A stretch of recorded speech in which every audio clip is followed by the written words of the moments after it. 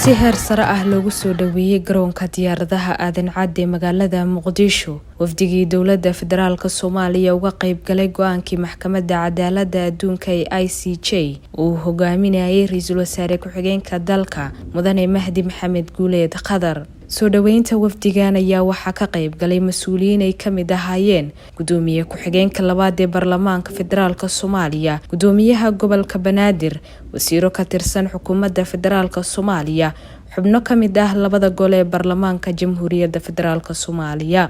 dhammaan mas'uuliyiintii ka hadashay soo dhaweynta wafdigani ayaa ugu horeyn bogaadiyay go'aanka maxkamadda iyagoo ugu mahadceliyay dhammaan cid kasta oo gacan ka geysatay dadaaladii lagu bixiyay sidii ay Soomaaliya u heli lahayd dhulbadeedkeeda. waxaan idinku soo dhaweynaynaa dalkiina hooyo magaalada caasimadda ah ee Soomaaliya Muqdisho airportkeeda aadan cadde International Airport. mudanayaal waxaan isugu hambalyaynaynaa guushii taariikhiga ahayd ee aad ka soo hoyseen dacwaddii badda ee u dhaxaysay dalka Kenya iyo Soomaaliya. mudanayaal waxaa jiri doona haddii Alle idmo hambalyo weyn iyo mahadnaq weyn oo bulshada Soomaaliyeed oo dhan ama in badan oo ka mid ah bulshada aan iraahdo ay meel fagaaraha isugu soo bixi doonaan la isugu hambalyo doono guushaas taariikhiga ah ee u soo hoyatay dalka Soomaaliya. mudanayaal marwooyin dhammaan ummadda Soomaaliyeed meel walba oo ay joogaan waxay ka dhur sugayeen xukunka ICJ maxkamadda adduunka ee cadaaladda inay dhacdo tii ayaa dhacday una dhacday sidii aan u rabnay Ilaahay idankiisa. ma rabo inaan war badan iraahdo, waxaan rabaa inaan ku soo dhaweeyo hadalkayga ra'iisul wasaare ku-xigeenka dalka si uu kelmaddiisa uga yiraahdo biidnillah. soo dhawow ra'iisul guddigii ama ergadii u qaabilsanayd maxkamadda cadaaladda adduunka dowladda Soomaaliya waan idinka mahad celinayaa soo dhaweynta ballaaran ee aad noo samayseen. mar labaadka guul baynu joognaa.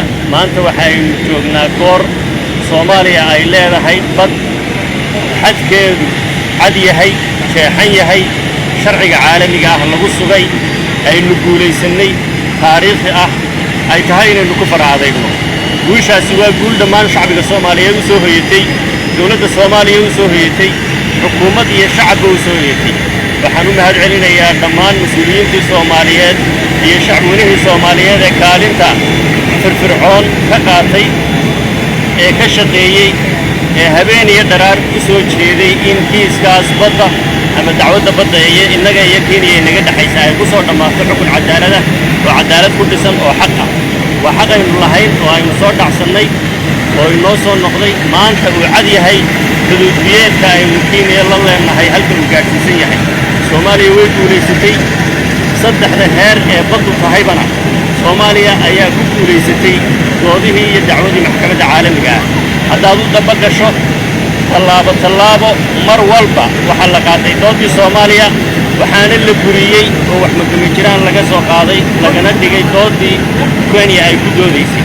dhanka kale madaxweynaha Jamhuuriyadda Federaalka Soomaaliya Mudane Maxamed Cabdullaahi Farmaajo madaxtooyada qaranka ku qaabilay wafdiga difaaca badda ayaa ku bogaadiyay doorka taariikhiga ah ay ka qaateen qadiyadan qaran iyo sida jiilasha soo socda ay tusaale ugu noqdeen dhanka difaaca qaranka. madaxweynaha Jamhuuriyadda Federaalka Soomaaliya Mudane Maxamed Cabdullaahi Farmaajo si diiran ugu soo dhaweeyay madaxtooyada qaranka wafdiga difaaca arrimaha badda ee Soomaaliyeed ee inooga qayb galay maxkamadda ICJ.